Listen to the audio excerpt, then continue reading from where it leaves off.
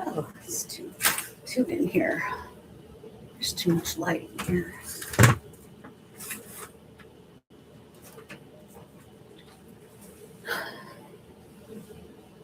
All right, let's see. I'm doing this on my laptop today, so I'm having some technical difficulties. Welcome in, everybody. I'm glad you're here today. I want to talk about something people don't talk about enough, narcissistic abuse, and that is the loss that comes after you leave. People think leaving's the hardest part, but sometimes the real grief begins after you're gone. So let's get into it. Let's wait for some people to get in here. I'm navigating this in a whole, this is so different from being on my phone. So this is new waters for me I'm navigating. So welcome in. Where's everybody from today? I still got Bun Bun in the background because she's always a nice addition. And then I got my dogs down there on the floor taking naps. It's like summer outside. It's crazy. Like, where did winter go even? So welcome. I didn't have a live last week because I just, sometimes healing just takes so much out of you. And then on top of life's demands. And hi, Katie, welcome in. Good to see you. How are you doing? The demands of life on top of healing just takes so much energy. So I just didn't have it in me to be on a live last week. And this sun is really reflecting in here. I'm trying to figure out the lighting. I don't know how it looks on your end over there, Katie. Is there a lot of glare?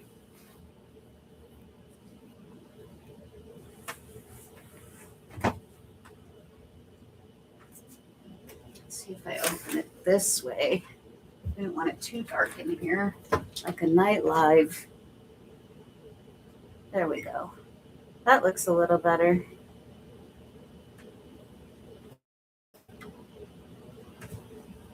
Curtains don't want to cooperate. I will get better at this, you guys. Being on my laptop is a whole new thing now, but I thought I'd try something different. Doing well, and you? I'm good. Yes, the glare is bright. How is it better now? Because I closed half the curtain. Welcome in. I see somebody else came in. How are you? We're talking about today what happens after you leave a narcissistic relationship. The hidden things that people don't see or understand unless they've been in it. Like losing people, losing family, friends, people that you thought were your friends, because of the smear campaign that happens, and people believe the narcissist and their twisted story and version of things. Close them further. I wonder if we should just have like a night live. I got my northern lights in the background. Let's see what that looks like. Okay. Then it's going to be too dark. Is that better? Do you think I should leave them closed? But then you can't. Can you see Bun Bun? Oh, maybe Bun Bun likes it. So how's everybody doing today? What's it look like with the curtains closed? Is that good? You can see my northern lights in the background. They're pretty cool. These are awesome. Maybe I can move these more over here. And we can have like a night live. But then my head's in the way. This is so different being on the laptop. Losing your sense of self. Yes. They slowly make you feel like you are disappearing. You don't even know who you are. Bun Bun's on my back right now. And can you see BB? My cat is in the window. She loves the sun. Yes, losing your sense of self for sure, because they have you so disoriented, and the gaslighting is wild. What they gaslight you about, even though you have proof in your hands, or you have text, or you have pictures, or you have videos, and wasn't them. It's never them. And that messes with you. That messes with your head. Does it look okay, you guys, with the window, with the curtains shut? Let me know.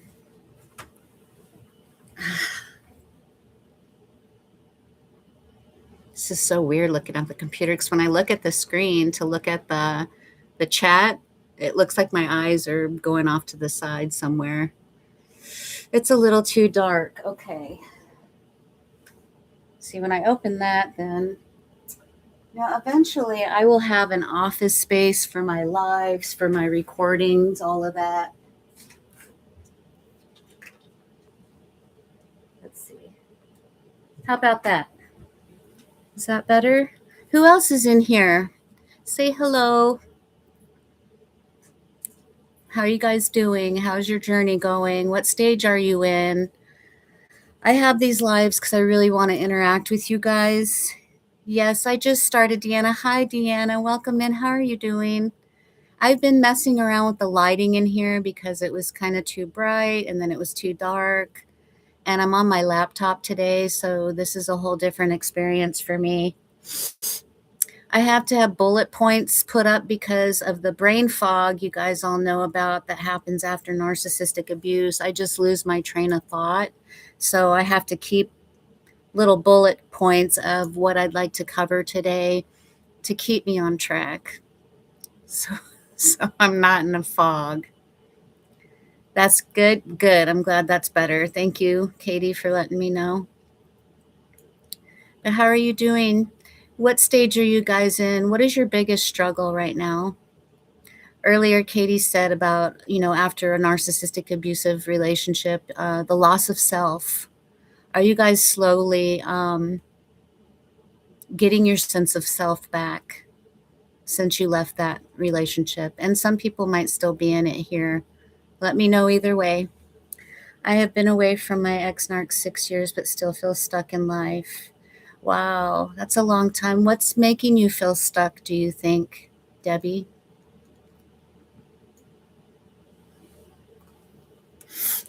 I know some people get stuck on the rumination. Your brain is just trying so hard to make sense out of crazy things that they do that make no sense to us because our brains don't work like theirs.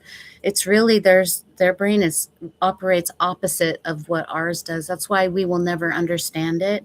I just did a video about that too. I think it was a short video about you're never going to solve it. It's like it's just something you can't solve because their brains don't make sense. They just don't. And you will drive yourself crazy trying to make it make sense. The rumination is normal though, because even though I know like it will never make sense, I still find myself ruminating and like, what, how could, because we can't wrap our minds around the insanity of what they do and what they say. Debbie says, I have no family and friends nearby as I live states away. I can so relate to that. I think there's a lot of us out there. And that makes it even harder because you don't have a support net. You don't have anybody to fall back on. And that's why when you get out of this, it's the most lonely, isolating thing I think one human being can go through, especially if you don't have that support system.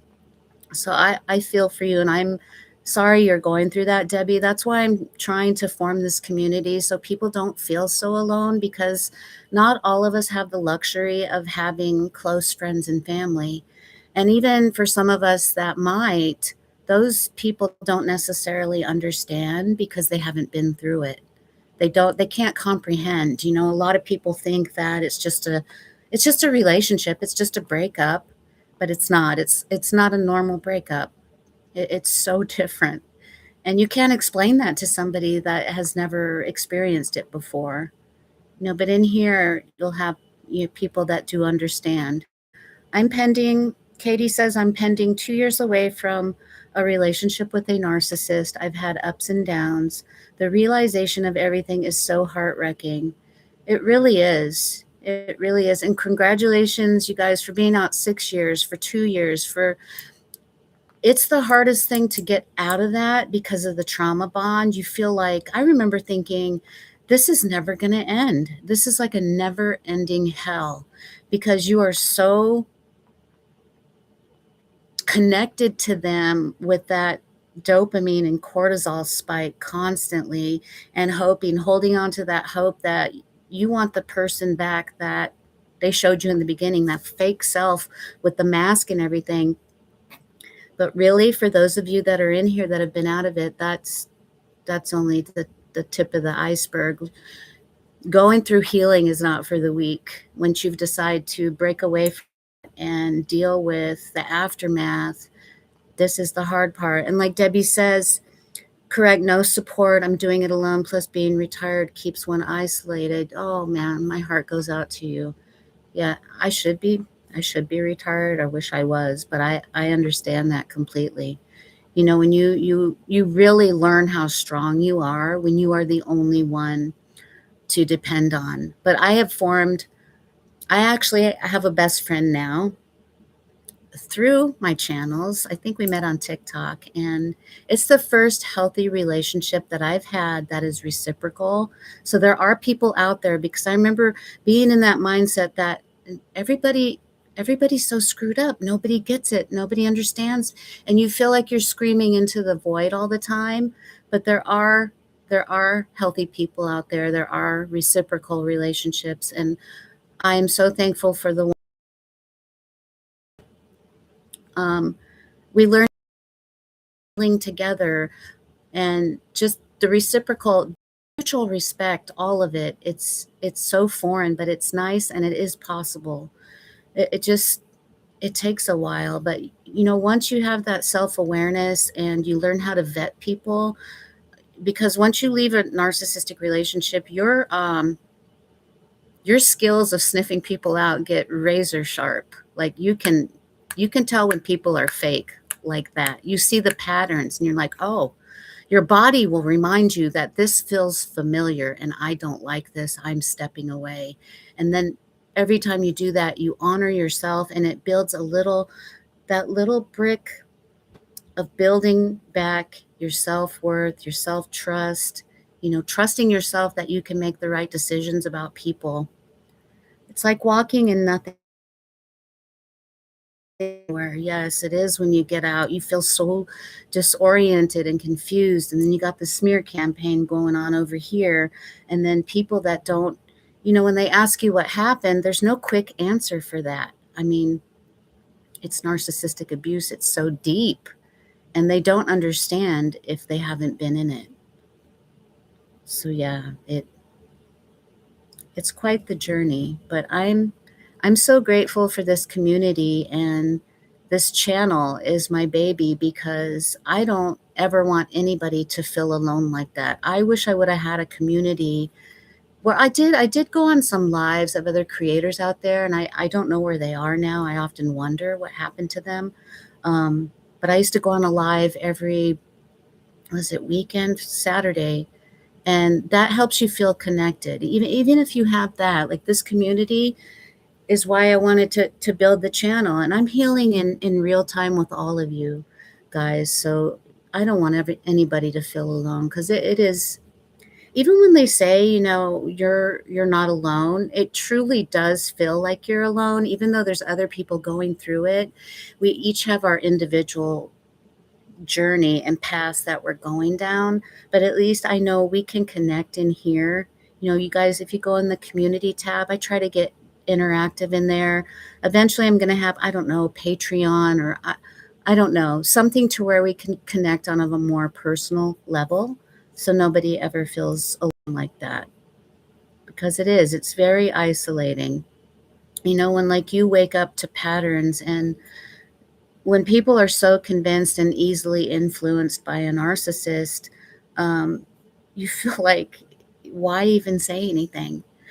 But at that point too, you also learn how to conserve your energy and your voice. If you feel like, you can get a sense when people really want to understand, or they just want to judge you. The people that say, well, tell me more. What does that mean? What is that all about? Or you can tell the ones that are curious and really want to know. And then there's ones that say, well, why'd you stay so long? Well, you picked them. Why didn't you leave it the first time that they treated you bad, or the first time they cheated on you? There's those kind of people, and you don't owe anything to those kind of people. And they come on my channel all the time. Anybody that has social media, especially, an influencer, we get it all the time. But the good thing about it, and I love it, is because it gives me practice to learn how to respond versus react. We're so used to reacting to the narcissist that's doing this all the time: poke, poke, poke, poke, poke, poke, poke. And to be more this, more that, but they're still over here lying, cheating, gaslighting, and you just explode eventually. So learning how to respond versus react, because you can see the patterns. Once you see the patterns, like Katie said, you cannot unsee them. And then you that intuition, that discernment, it becomes razor sharp, and you can almost smell a narcissist after that. And not just narcissists, just toxic people in general, or people that don't know how to communicate, or they're not really interested in willing to get to know you as a person. Curious people that want to get to know you will ask questions, instead of, what's in it for me?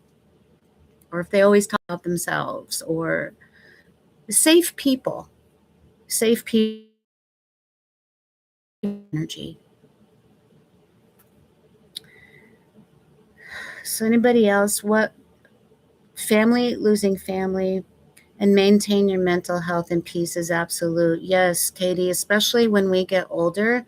Like, I think my Gen Xers are in here, especially when you're a Gen X and you're just tired.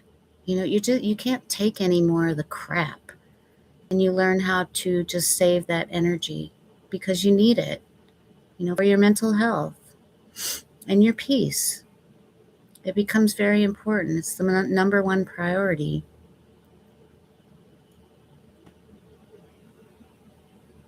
So what else are you guys going through? What are your struggles? What are you trying to learn more about, or noticing about anything in your Bun Bun? You want to come say hi? You're so cute. Come on, everybody. Oh, here she is.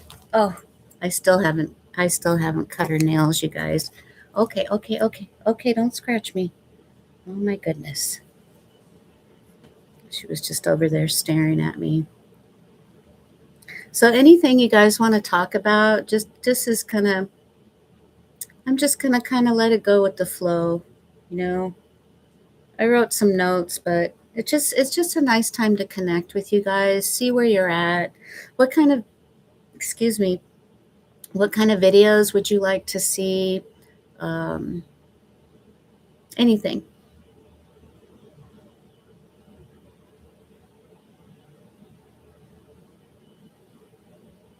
She's so cute. Look at her mustache. Her nails are digging into my her nails are digging into my arm. Such long nails. Always trying to feel safe. It's not easy. Yes, because we're so hyper vigilant after what narcissists put you through. It's your nervous system ready to protect you before something happens. I noticed that. I don't know if any of you guys do this. Um, I'll imagine the worst scenario before something happens, or I think is going to happen, because my nervous system is trying to protect itself. You're just ready for the next shoe to drop, because that's what happened all the time in that toxic dynamic when you were with them. And not just the narcissist itself, because as um, cover more about generational trauma, I've been putting out more content about. Has anyone had a Hoover after years of no contact? More videos concerning aftermath and continued healing. Debbie, I'll answer while somebody else is waiting to answer. I've been out of mine going on a year and a half almost. maybe a year and 4 or 5 months. And he did, okay, he tried this. And I know this was him. He sent okay, because I never got mail from this person before, ever, like the wrong mail to my home address. And it had this girl's name with his last name on it. And it was like one of those credit card credit. And I know that was him. And the reason I know is because narcissists use bait and any type of manipulation if they still got the toe in the door, if you're going to respond, if they can get an emotional reaction out of you. Because I remember towards the last year of our relationship, I said, are we ever going to get married? Where is this relationship going? And, a narcissist will do everything that you wanted for the next supply. You ever notice that? They'll give the next supply everything that you wanted. So I see through that, and I see what he was doing, and I threw it away and just ignored it. So they do come back because they never end things with you. They just put you on a shelf, and they think they own you, and they think they can always recircle back to you. Did that happen to you, Debbie? If you'd like to share your situation, feel free to. If not, that's okay too.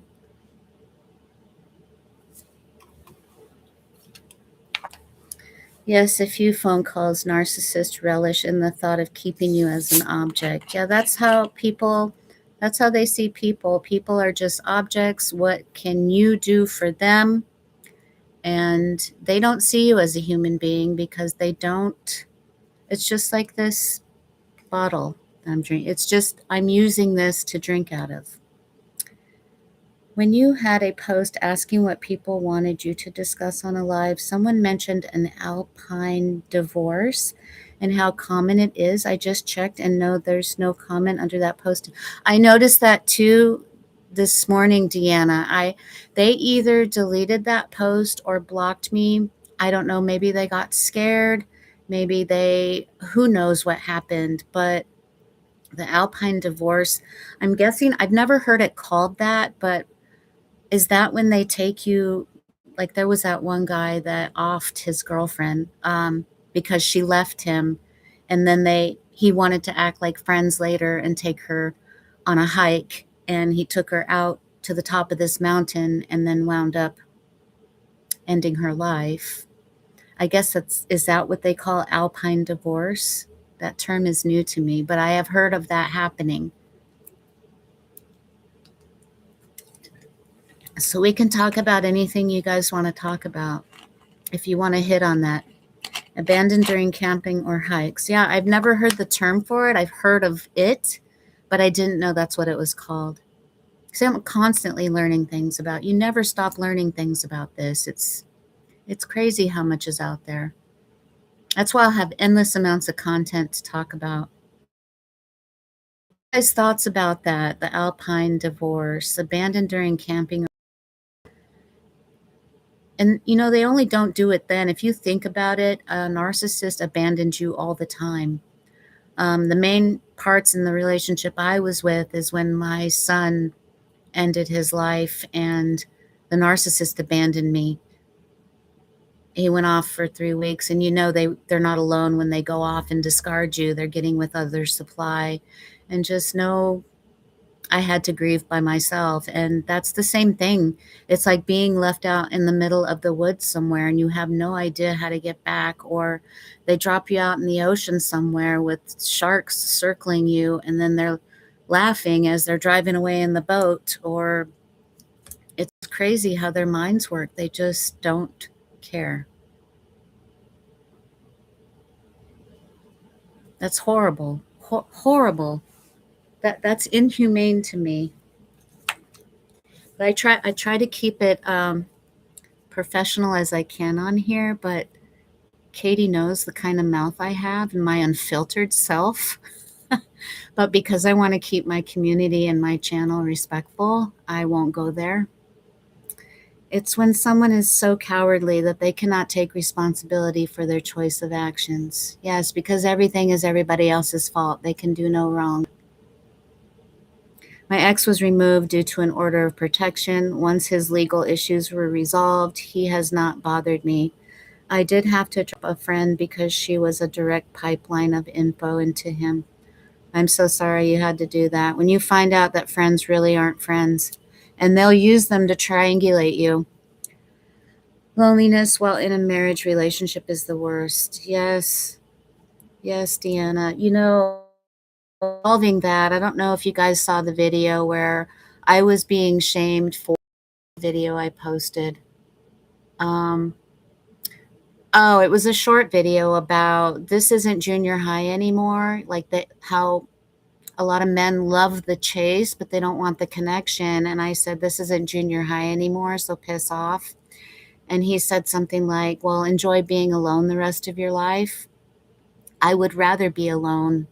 I have actually a shirt that I made that says this. It's better to be alone than to wish that you were, because so many marriages out there, they stay together, but they feel alone, but they stay together for convenience. I know so many like that. And that is the worst to be. That's the worst place to be. When you feel alone with someone, you might as well be alone and have your peace, right? With the narcissist, you will always feel alone. Anna, Bun's over there.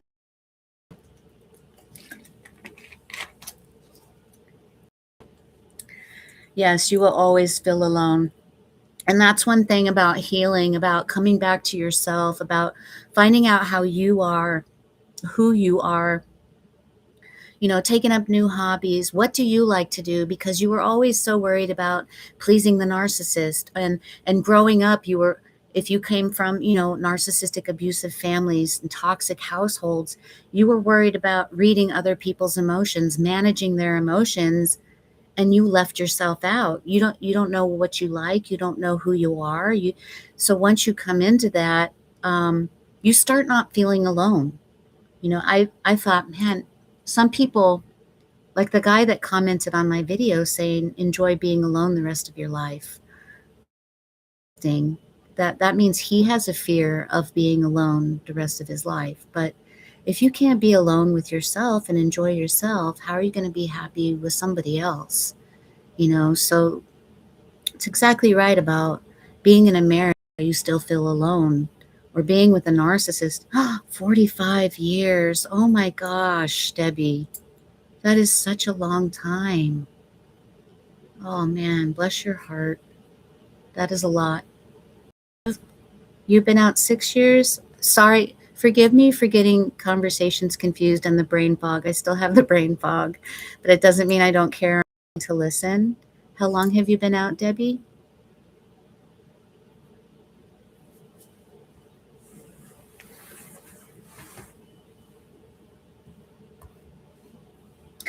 I grew up with a narcissistic mom, so I was trained to be complacent to abuse. Yes, and because, excuse me, because you're just trying to survive as a child. You don't know anything else. So your brain is so wired to think about other people before yourself. So when you decide to break that off, and then you look back at your whole family and think, wow, that this whole thing was toxic. I grew up this way. I grew up being lied to about who I am and what I am and how I should act, and just like dimming your light for other people to make them happy. So you're basically reparenting yourself when you get out of these situations. 6 years. Okay, I did remember it correctly. Yay, 6 years. Yay, I'm so glad you're out. I'm so glad. Because not everybody makes it out. They either are unalived by the narcissist, or they unalive themselves, or they are too afraid to even leave. So they stay complacent. They stay and try to pretend it's not happening, put on the rose colored glasses, and call it normal. It's very sad. Either way, it's a hard path, but I think, healing is definitely not easy, but out of all the paths you could choose, either be complacent and stay there, put on the rose colored glasses, because if financial fear comes into play. A lot of people don't want to have visitation with the kids. They go off here and you don't know what's happening with them. And that is a fear alone that keep people stuck inside those dynamics. It's very sad.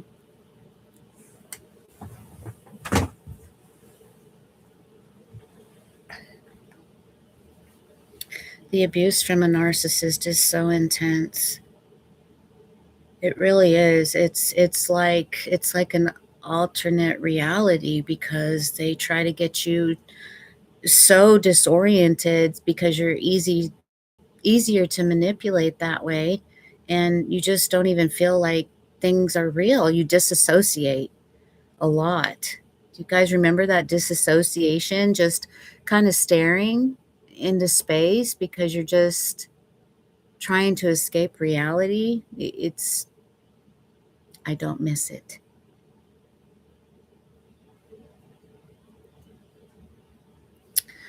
Let's see, what else was I going to bring up here?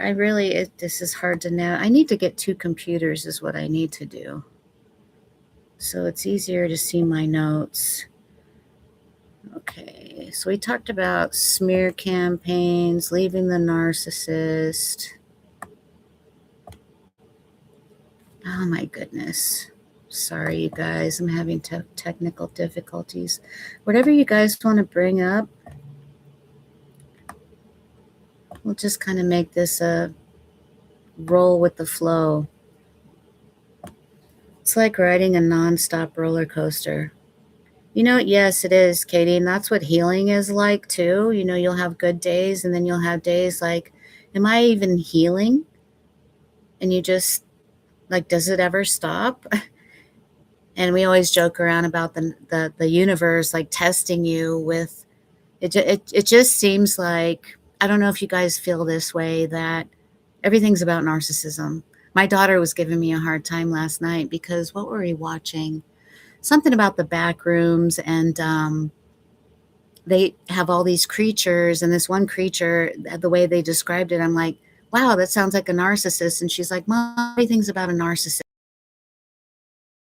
For so long, yes, it is, because you're protecting yourself. My ex tried to destroy me financially. It cost me over $100,000 for legal bills. Now, ouch. Yeah, they will do everything in their power to gain control over you because they're losing it. Anything, especially finances. I'm so sorry, Debbie. Wow. I can't imagine that. 45 years.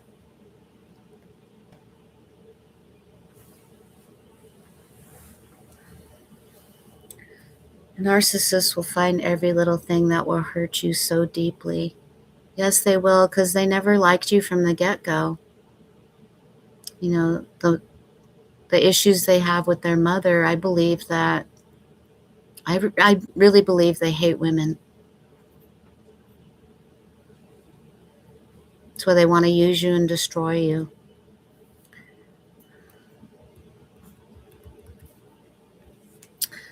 Let me see if I can get my notes back up.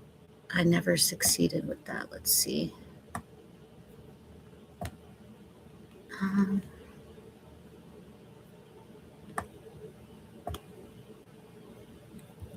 Okay, this isn't cooperating. My computer is...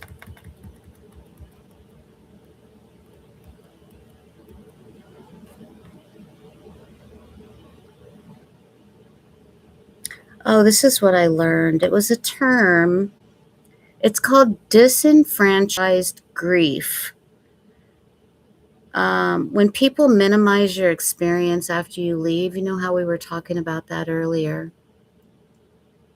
When they don't recognize your loss as something worthy of support. They just minimize it like, oh, it's just a breakup. It was just, everybody gets divorced, or whatever people say to just minimize how you feel and what you went through, because they have no clue. What helped you guys with that? What helped you get through that when you encountered people like that? Just kind of dismissing the whole experience.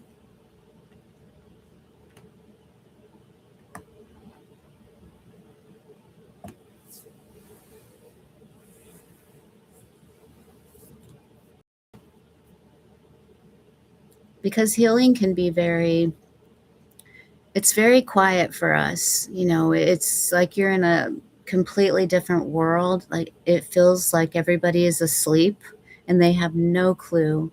As I said, like you're screaming into the void. They have no clue, even a tiny amount of what you dealt with.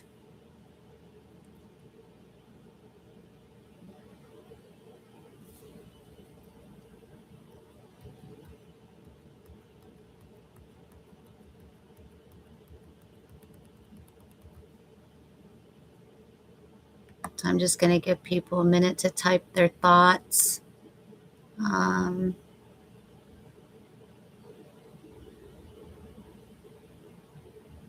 because sometimes, I don't know if you guys go through this, and it happens in waves, it seems like, when memories will come back just out of nowhere. Nothing in particular triggered it, just they pop out of nowhere. Does that happen to any of you? And you're like, why am I thinking about this? And it doesn't matter how long ago it happened, because your body still remembers and it still tries to make sense out of it and protect you over it and connect the dots. I realize that a breakup with a narcissist is not normal and most people can't relate. Yes, Debbie, it's definitely not normal. Far from it, isn't it? Being dismissed, I'll leave the room and area. They never planned on caring about me in the first place. That's exactly right. Just when I was saying earlier, you can tell when people are going to dismiss you. They're very quick to fly off the handle with, the typical, why didn't you leave earlier? You chose them. Why didn't you, leave the first sign of abuse or the first time they cheated or whatever they come up with? You can tell those kinds of people, and you have the right to leave the room and the area and protect yourself and your peace, because you don't know anything to those people that don't want to understand you. They want to misunderstand you, or they think they know everything about the situation they know nothing about.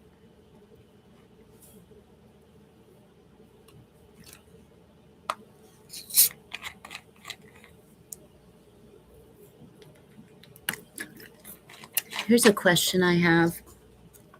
What was the breaking point? Victim blaming. Yeah.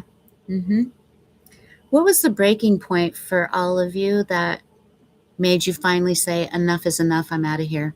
This is the last straw. Got something on my screen.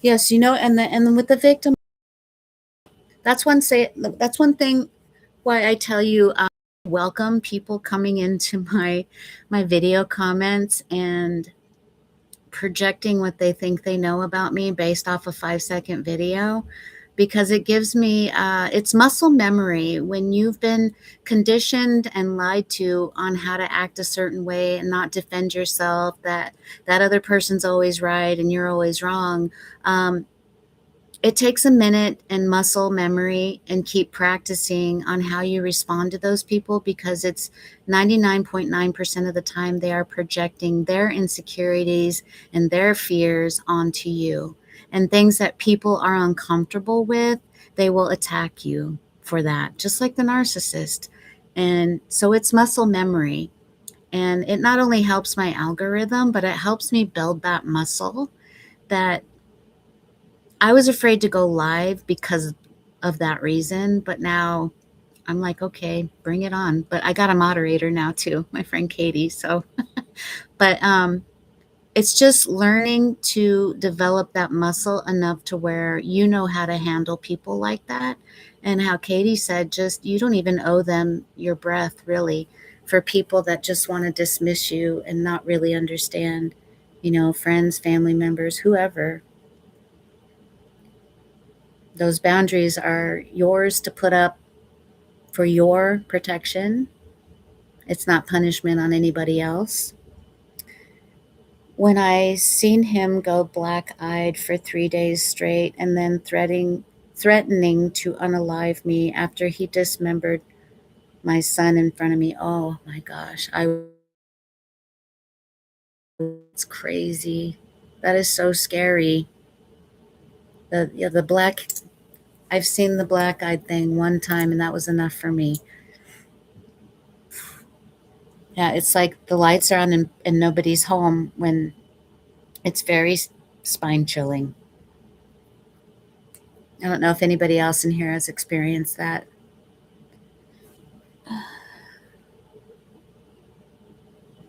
Yeah, it's almost like something takes over their body. It's so creepy. My ex had a secret life, and when he was exposed, it was sickening and intolerable. Yeah, I can imagine. And they all have secret lives. They all have second lives, other women. They always need other supply because they're so hollow inside, and it is sickening. It's very sickening. Now, I was thinking about that this morning. I don't know why certain situations just pop up out of nowhere, but I guess it's part of the healing process when your brain's still trying to put the pieces together. Um, yeah, it just really makes you disgusted, doesn't it? To think.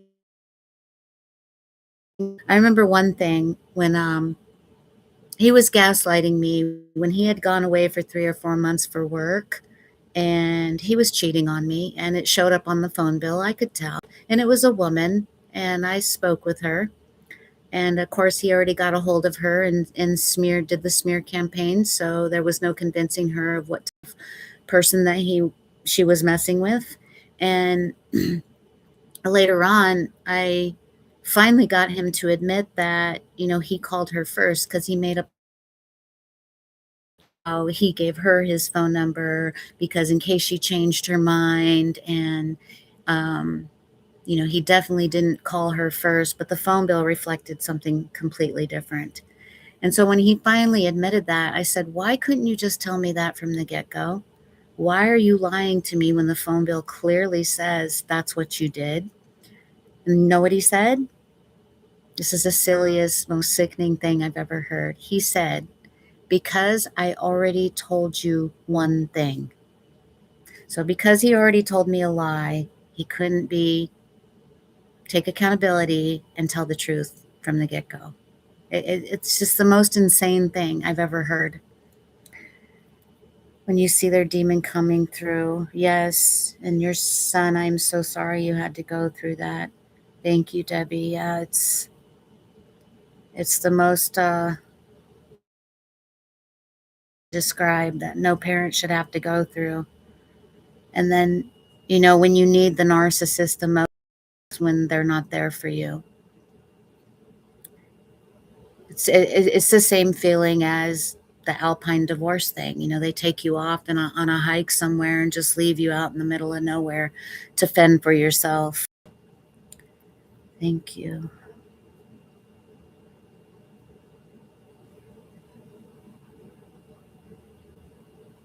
And I'm sure you guys have heard the plane thing where being abandoned by a narcissist and where they push you out of a plane. You're going to go skydiving, but before you can put your parachute on, they push you out of the plane. And as you're falling, they're up there laughing at you and pointing. And then they get with some other person, as they're parachuting with their parachute down, and they pass you with this other person laughing at you.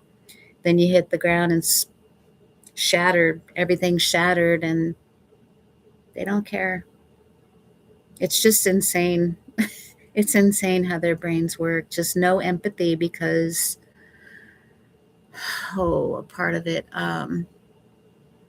the part of their brain is lacking gray matter. Most of us never understood what was to come. Yep. Because we were in that illusion. They had us hooked.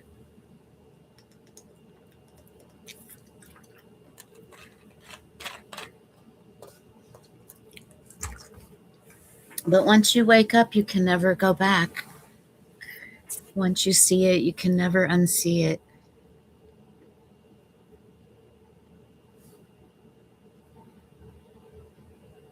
Yes, airheads. I have more colorful words for them, but I have to be proper on here.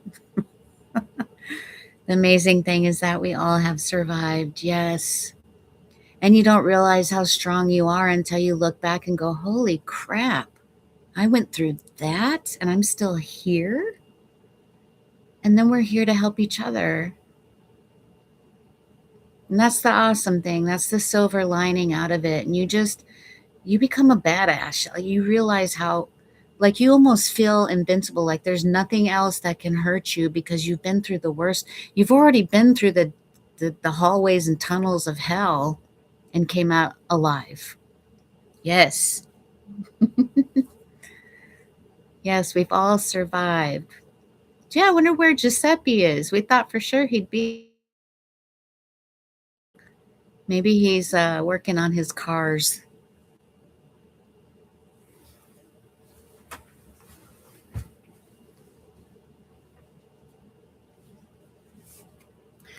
So, what's the one thing you guys are working on with your healing at the moment?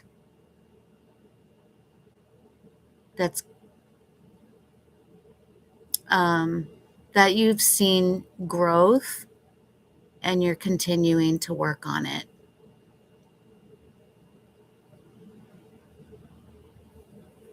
Oh, BB's coming to see us. See BB. BB says hi. Hi. Shredding Silence community. Self-acceptance. Hi, Katrina. Welcome in. Oh, I recognize you. You have a black cat too? I see your kitty picture. Ah.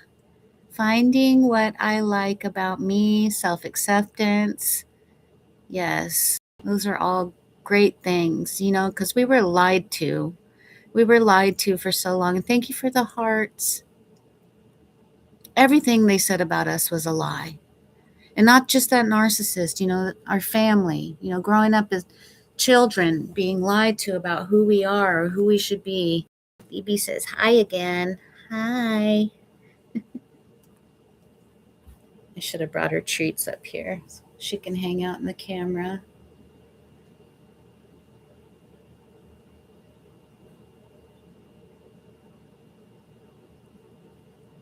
Hi, BB.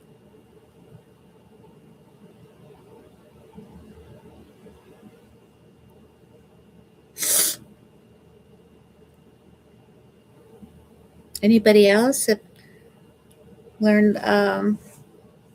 What have you learned through the healing process so far? What are you working on? What would you like more insight on? Oh, I got a cramp in my leg. Ah.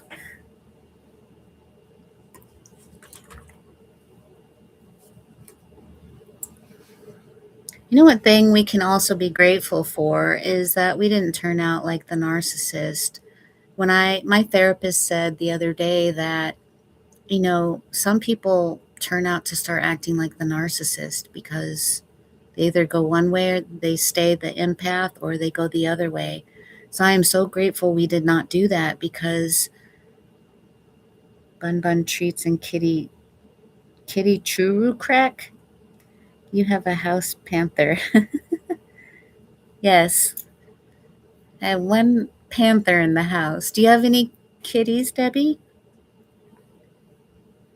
Yeah, Bun Bun doesn't want her treats right now. I already fed her, but her tummy is so tiny, so she probably won't want it till this evening at dinner time.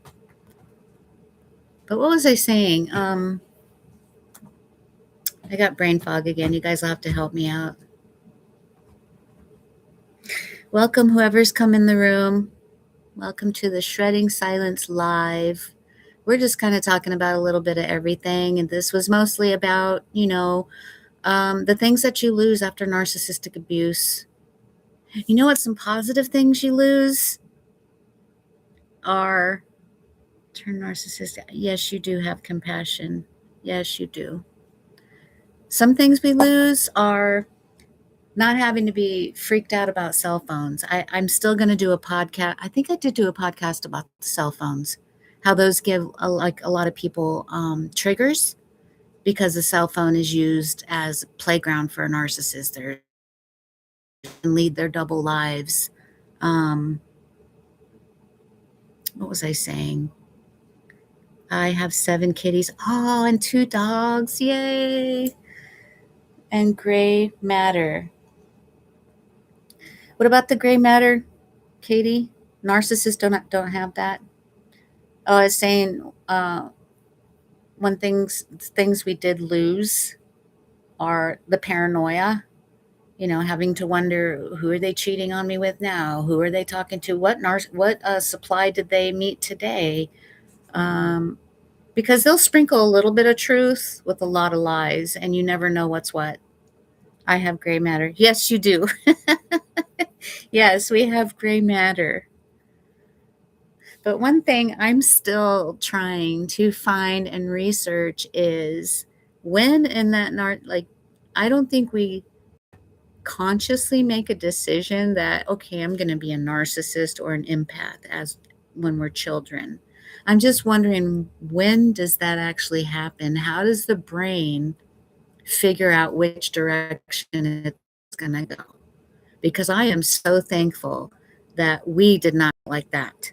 I'm glad we are empaths and we actually have empathy. And when did their brain, I want to know exactly, when did that gray matter disappear, or was it ever there to begin with?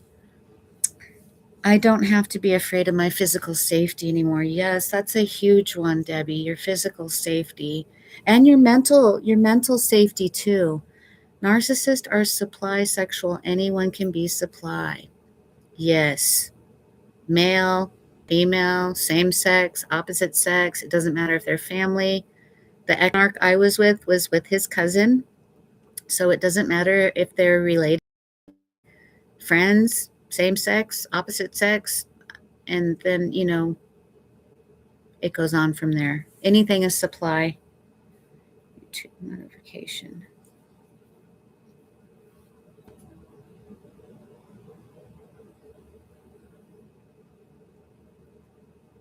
I was just reading a comment to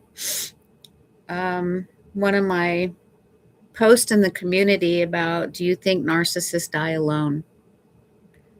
And this person said, I went through almost exactly what you did, some of it different. I am alone, zero support. Thank you. Do you guys think narcissists die alone? Narcissists are, okay, even their own children. Yes, it's pretty gross. This is my thought. Well, you guys are getting ready to answer, or you have any thoughts about it?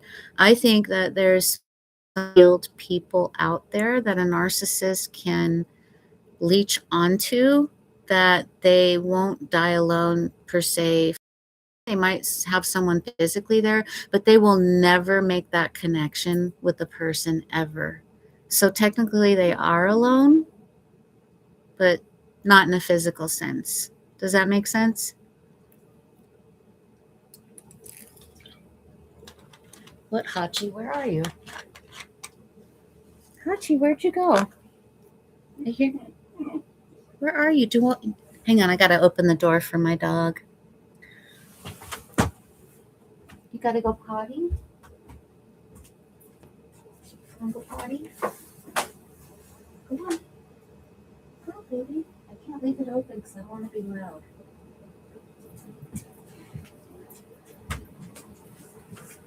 All right. Yes, Katrina, yes, too, you think they die alone? Getting hair up my nose.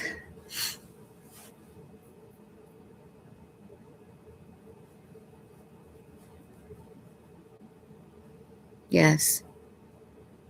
Yeah, even though someone might physically be there, because I think they will always have supply, because not everybody, unfortunately, wakes up to what they're doing. And they stay in that like narcissistic coma or the narcissistic trance or whatever you want to call it, going down that rabbit hole of narcissism and being in the, disoriented state. They will always have supply. In my 20s, I worked in an elder care center. A lot of patients were never visited and passed away by themselves. Were they like narcissist? Did they have narcissistic traits, Katie? They only ever present an illusion. Yes, Katrina. Yep. Everything is a manipulation. Every single thing that they do. If you look back at the relationship you were in, you can see the patterns. Every single thing they do is for supply. I am a retired RN on oncology and home care. Evil people do not have peaceful deaths. Wow. So coming firsthand from an RN and then working in elder care. Well, so you've seen it. Retired RN. I was going to be a nurse, but I wound up being a truck driver instead. Yeah, you guys have seen a lot in healthcare, I am sure. So do you think they lose their charm and people just eventually catch on to it? Like the family doesn't want anything to do with it? Because I know like all of the narcissist I was with, all of his exes want now nothing to do with him. But it doesn't click in their mind that, geez, look at the pattern. Nobody wants anything to do with me, but they don't connect the dots. They just blame it on everybody. So maybe they do die alone. Maybe some of them do die alone. You guys have seen it firsthand. Probably after decades of bad behavior, their character still shows. Yeah, but you know what the thing is about that? Like their health will give out before their ego does. I bet you they're still on their deathbed thinking that they did nothing wrong and everybody else is the problem.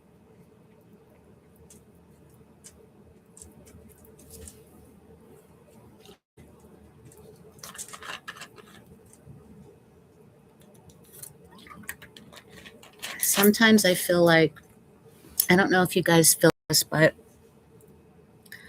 like if we're children and this brain is I'm trying to do research and stuff along with everything else that I'm working on. It is it any choice of that child's at all, even if it's subconsciously? Like when does the brain decide I'm going to be a narcissist? I'm going to hurt people before they hurt me. This false illusion and narrative of who I am and what my life is, rather than how we are, where we are internal. We give the benefit of the doubt. We love people. We give chances. We try patience. We try all of it. So when does a child, is it any fault of our own? I'm really wrestling with that. So if you guys have any insight on that, because do we feel sorry for them? Sometimes I feel sorry for them because their life, they suck. They are their own karma. Because you can't go around being evil like that and destroying people and expect to live a happy life. I know the ex I was with, the narcissist, he was not happy. He would always say, I can't wait for bedtime because it's the one time that I don't have to think about or deal with life. So you know they can't be happy, even though they put a fake smile on. Everybody gets tired of walking on eggshells for a narcissist approval. After decades of bad behavior, their character still shows. Yeah. Their health will go before their ego. And being in the medical field, you guys have seen that firsthand. It's really sad, but I don't know. They did it to themselves. But if the brain is neuroplastic, tell me your guys' thoughts on this too. If the brain is neuroplastic and we are able to change if we really want to, it makes me think of self-aware narcissists like Lee Hammock. Um, I would really like to be a fly on the wall and see what his home life is like, because you can be self-aware, but you're still a narcissist. So how much can they really change? And I'd like to see, does he have peace and fluidity in his home, or is it constant chaos? I'm just really curious. What are your guys' thoughts on that?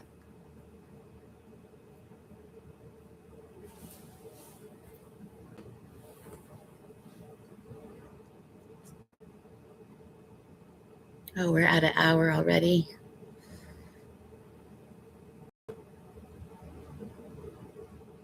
One o'clock. I am working with a therapist. Hi, welcome in. I don't think I've seen your name in yet. Fella, I'm working with the therapist. She's helping me to love myself, practicing self love affirmations.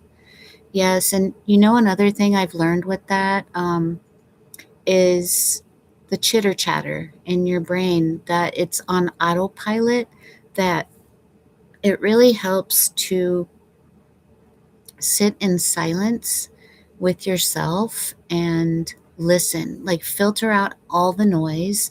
Don't do anything. Don't scroll on your phone, don't watch TV, don't talk to anyone. Just sit in silence, and then your brain, it's like clearing the waters and calming the waters, so you can hear your thoughts. And then once you hear those thoughts, because they're so ingrained into your head, um, the more self-aware you are about them, then you can change them. Because affirmations are easy to read when if you actually are thinking, like, catch yourself. What did I just call myself? Geez, that sounded like my mother, or that sounded like the narcissist.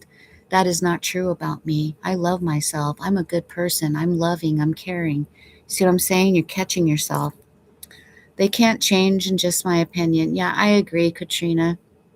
They really can't. They might be able to tame their behaviors a little bit, but because of the way their brain is wired, I don't know, it makes me so angry because there's a few creators out there that one of them, he's called, or he claims that he's a cured narcissist, or he's recovered. That's what he calls. He calls it recovered narcissist. And then there's another therapist out there that is saying that he's changed a lot of narcissists and helped them to heal.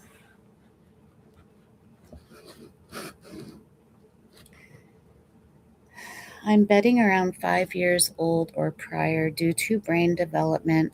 Just as empath chooses to be overly considerate, narcissists choose to behave only for their agenda.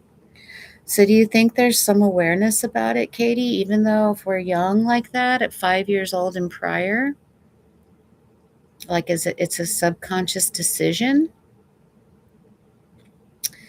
Thank you to everyone in this live stream. It has lifted. I'm so glad, Debbie, and thank you for being here. That's the whole purpose of this, just to form a community so you don't feel alone, because navigating healing after narcissistic abuse feels extremely lonely a lot of times. Even though people say you're not alone, we are really on our own path, but coming in here helps that a lot. And I'm healing with you guys in real time, right along with you. I'm thanking you. I thank you for being here on this journey together.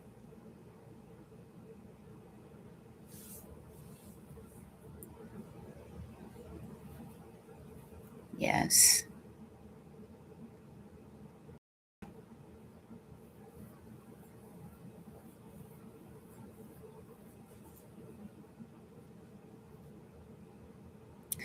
Trauma is detrimental. Children will choose one path or the other. So you absolutely think it's subconscious? Yeah. I think, we're kids, and it's so sad because the situations that we're in with our parents and toxic dynamics, and it's not a child's fault, but yet, I don't know, when you're 50, 60 years old, it's time to grow up. Part of me will start to feel sorry for them when I think about the childhood version that they were operating out of trauma. But yet, when you're 50 and 60 years old, even though it's hardwired into your brain, you have to take some accountability for what you're doing. And you know that you're hurting other people, yet you don't care and you continue to do it. Then I get mad. Survival mode. Yep. Mm-hmm. Yep. Survival strategy. Trauma. They're operating out of their trauma.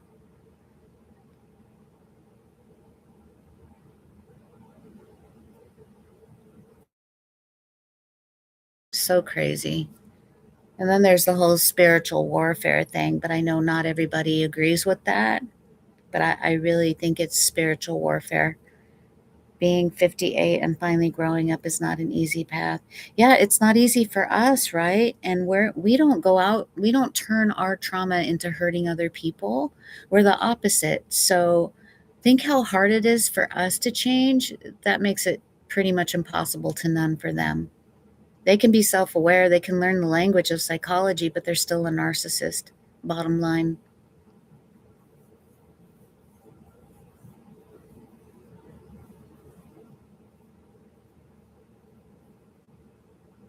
So any other thoughts you guys have? Anything you want to talk about, just let's throw it out there. This is just kind of a chill, go with the flow.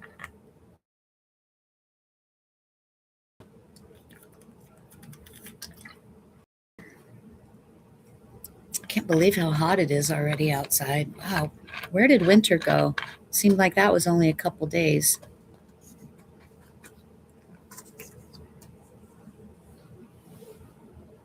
Bun's asleep over there. Hachi's asleep on the floor.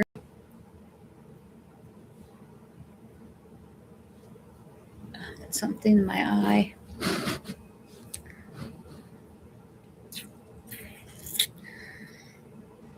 Narcissists will never choose the greater good. That takes accountability. Yeah, and that's something that's not in their vocabulary. They're allergic to accountability. I gotta go close the door. Be right back.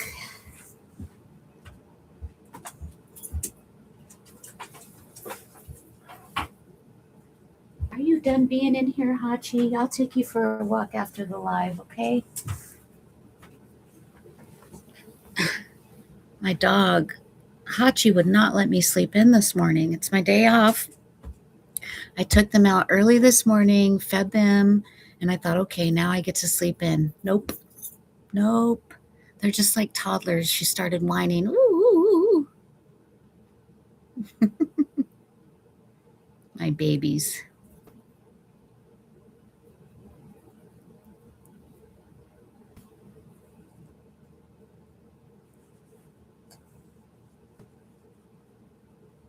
I just remember thinking, I will never get free from this guy. This is absolute hell. And now life is so different. Just embracing the peace.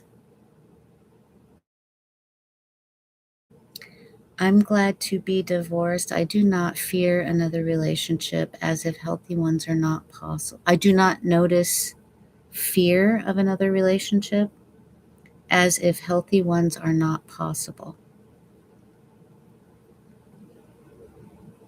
I'm trying to make sure I understand that right. I do notice fear of another relationship. So you're afraid of another relationship as if healthy ones are not possible. Yeah, it's hard to because so many people seem like they're asleep and they don't really want to get to know you for you. And you have to filter through those people because not everybody deserves access to you. Especially, you get so hyper vigilant and protective of your peace and it seems like healthy relationships are hard because a lot of these men are taught not to feel. And then they have their childhood trauma that they're still operating out of, aka the narcissist, or just toxic people. They don't always have to have a label. And so why would you want to get into that if they're not healed and they are emotionally unavailable because they have problems with feelings, which boys are brought up to have problems with feelings because they're labeled as sissies. Don't cry. You're not a boy if you don't cry. Don't be a little girl. And it's just so sad how early in life it happens for them. But I know they can't all be like that. There's got to be some good guys out there that can communicate and can be in their masculine and feminine and communicate with understanding. But I don't know where they are, to be honest with you. I don't know. I think it's normal to be fearful of a new relationship. Yeah, especially after you've come out of a narcissistic one.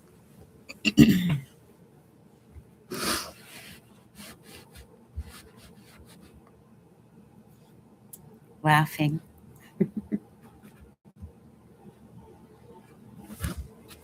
Even men our age still act as if they're young children because they never learn the tools. That it's really hard for them to be vulnerable. Um, Before I left that ex narcissist, I had encouraged him to sign up for this class online. And I forget the guy's name, but it was a class to help men that were turning to porn and cheating because that's the way they dealt with all the feelings that they didn't know how to feel growing up, and taught them how to get inside their body. Like, it would have them do exercises like do this like a bear, or punch a pillow, or take a cold shower, jump into cold water, to get them into their body and out of their head. And there were a lot of men in there that did heal and they did want to, but a lot of them, their wives or girlfriends had left them, like I left the narcissist, because he wasn't trying. He was going through the motions, but I could tell he didn't really want to be doing that. He paid for the course. It was a $600 course. And he just threw the money down the show and check off the boxes. Look, I'm healing.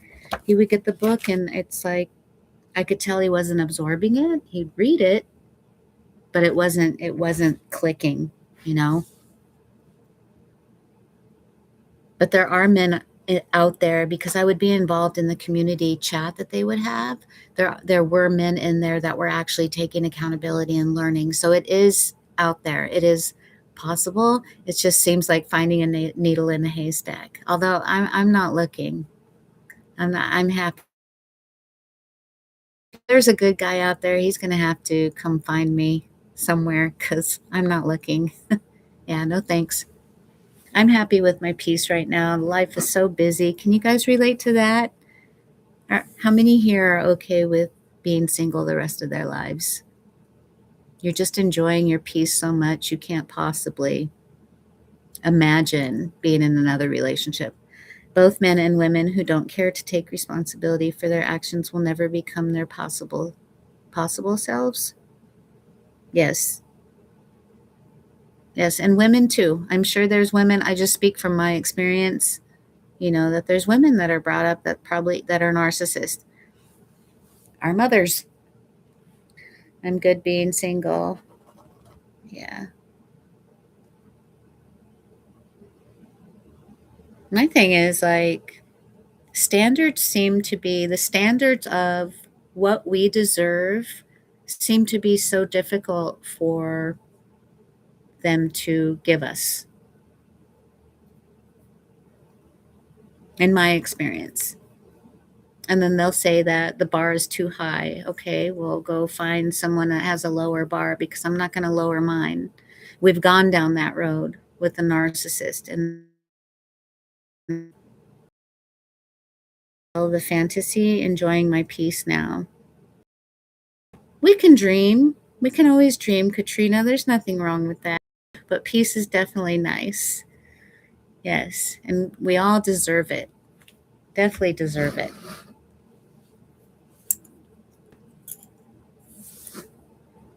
Bun Bun, you like that corner over there?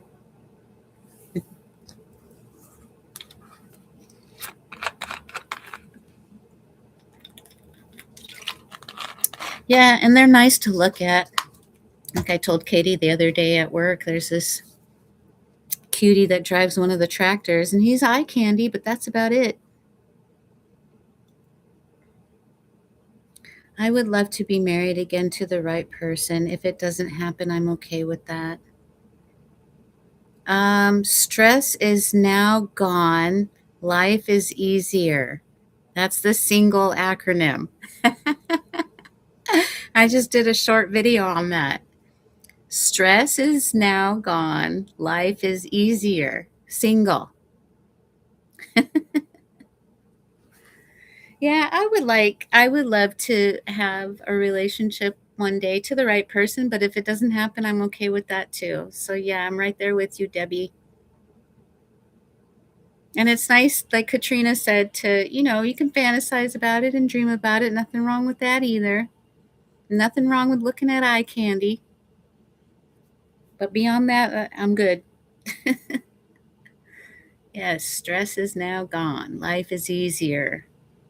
I mean, life will always have stress, but nothing to like what a narcissist puts us through. Never want to go through that again. It's like putting your hand on the hot stove. No bueno. No.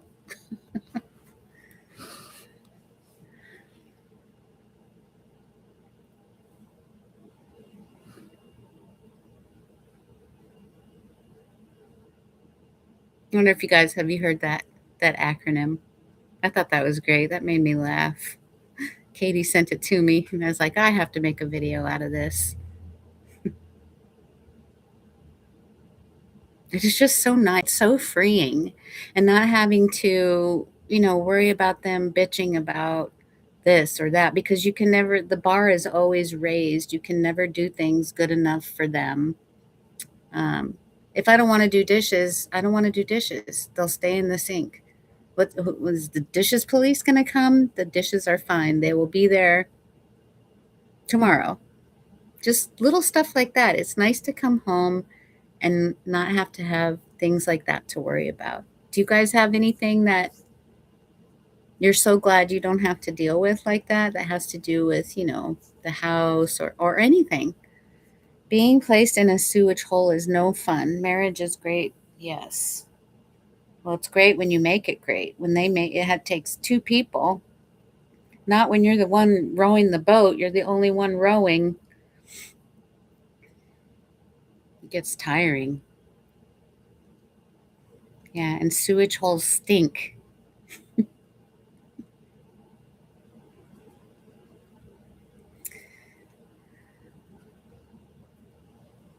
So who all else is in here? Where are you guys from? And is it really super hot where you're at? It's been hot lately. I don't even know what the temperature is right now. It feels like summer. I'm happy not being judged for breathing in my own house. Yeah, just for your existence, right? Just being alive, being a human. Because the narcissist doesn't like you when you're human. They want you to have no feelings, don't question anything.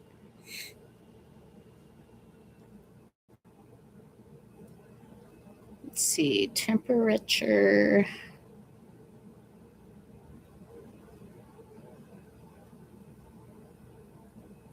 Let's see what it is. I'm curious because it's been in the like 90s. We haven't been triple digits yet. Now that's horrible, having to be judged just for breathing, just for being a human.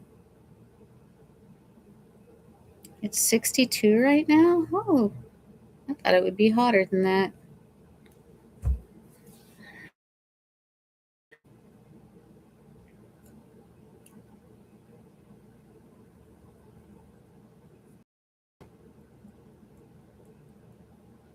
Yep, having to walk on eggshells all the time is not a requirement anymore. It's nice.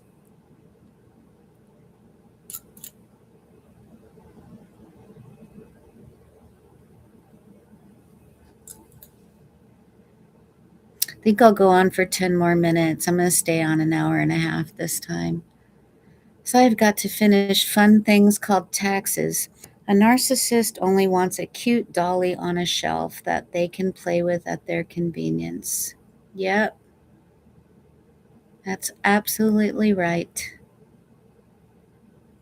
Yeah, and the ex I was with, the narcissist, before me and during me, he dated a bodybuilder, and before it became too out of control because of steroids and stuff, she looked very good. She was pretty, and he even said it out of his own mouth. I liked it because she was arm candy.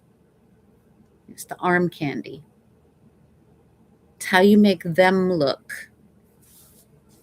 Do you make them look good?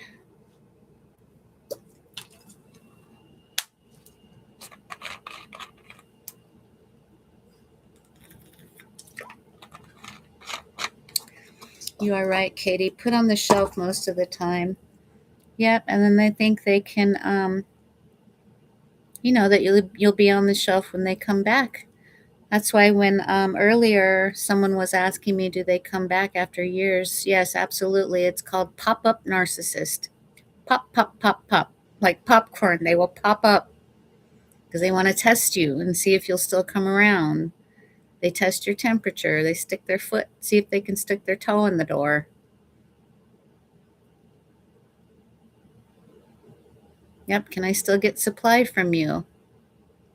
Wash, rinse, and repeat and rotate. Rotate supply, get new supply, go back to old supply. It's a crazy thing that they do constantly. It never changes. There's never any growth, there's never any self-awareness. Pop up like a bad zit. Yes. Exactly.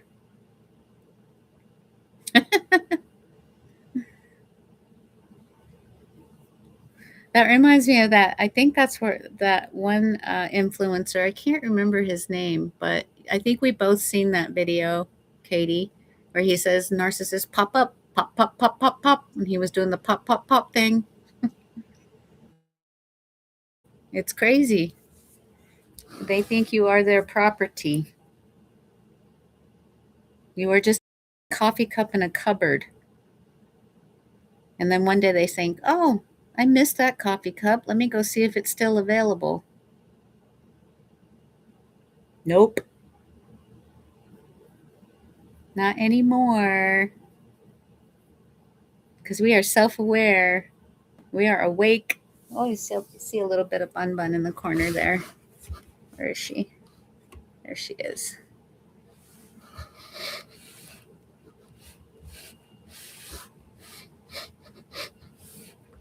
Now I can see the sun coming in there again. Okay, let's turn it this way.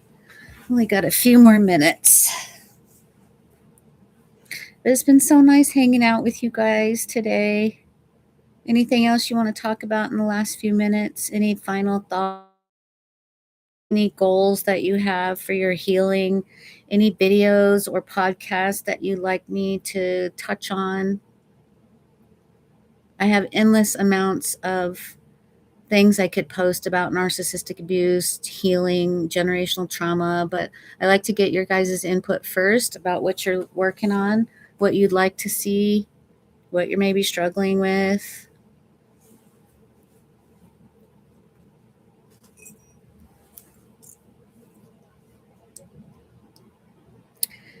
When I was made crazy, I'd always break out like I was 13 again, a red flag I should have paid attention to. Yeah, because your body knows, our bodies tell us before our brains discover it. Mm-hmm. That makes sense.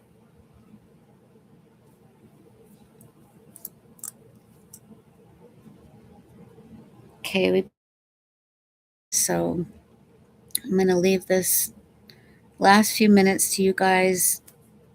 Let me know what you'd like to see. Anything, bring up anything. And hey, we haven't got any weirdos in here today, Katie.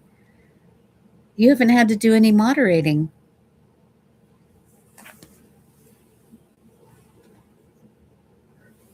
Do you notice that? One way to tell if someone is a narcissist is to watch their aversion to intimacy. Yes. Talk about what to do when you see red flags. Don't ignore them. Number one thing, don't ignore them, because that's what we did when we were first with them. We thought, oh no, they were having a bad day. We give them the benefit of the doubt. No, no longer do that. Trust your instincts. Trust what your body is telling you. Pay attention to how your body feels, like where you tense up when somebody says something to you that just doesn't sit right. And don't ignore that. Don't abandon yourself anymore.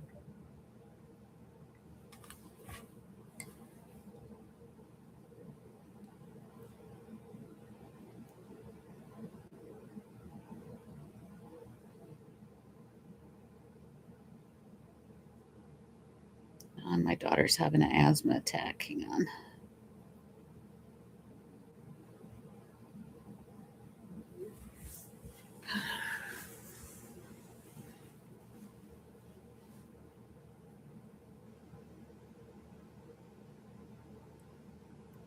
We've got like 4 minutes. Get ringing in my ears when a place turns into bad vibes.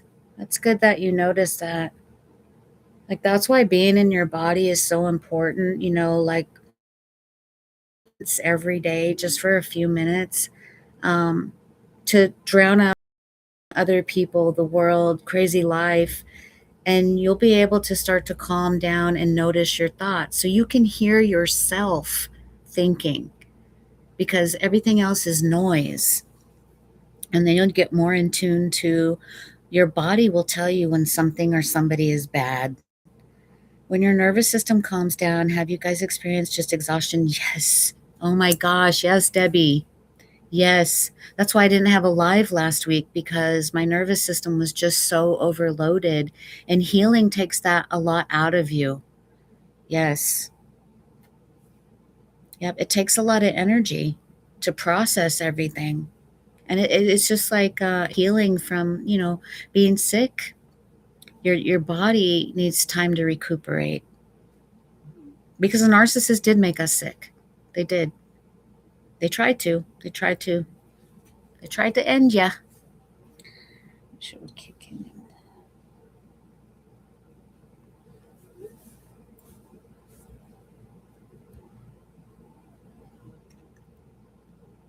Yeah, it's the narcissist hangover.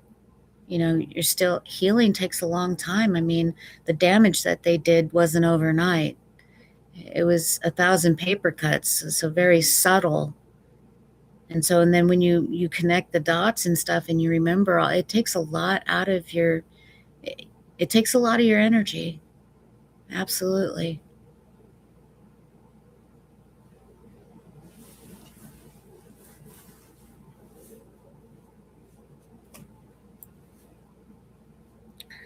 They love to pick petty little fights that can be so aggravating. Yeah, because that keeps the focus off of them and onto you, because you're always the issue. You're always the problem. It's your fault, those little fights. They want you to believe everything is your fault. And it's exhausting, very exhausting. They're always projecting, you know, very aggravating.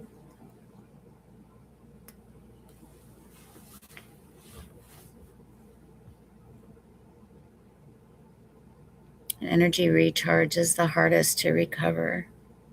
Yeah. Yeah, I know that, like, I have to pick the main priority of things, like what is the most important thing I need to do today? And then the second most important thing. And if you can't do the whole list, you can't do the whole list. You can only do so much. And to have grace for yourself and be gentle with yourself, because it does take a lot out of you. You just take one step at a time.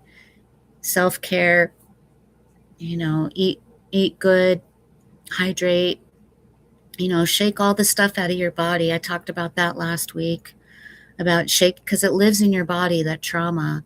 Just shake it out. Do windmills with your arms, jump up and down, sing really loud to a song, punch a pillow, all of that stuff, and then do the breathing. Wish I could simply be plugged into Reacher. I know, like a Tesla, huh? All right, you guys, it's been an hour and 30 minutes. I'm going to wrap it up. I want to thank you guys for being here. I look forward to next week's live with you. If you want anything in particular to talk about, let me know in the community. And as always, never allow others to dim your light, and always choose. Much love to all of you. Till next time.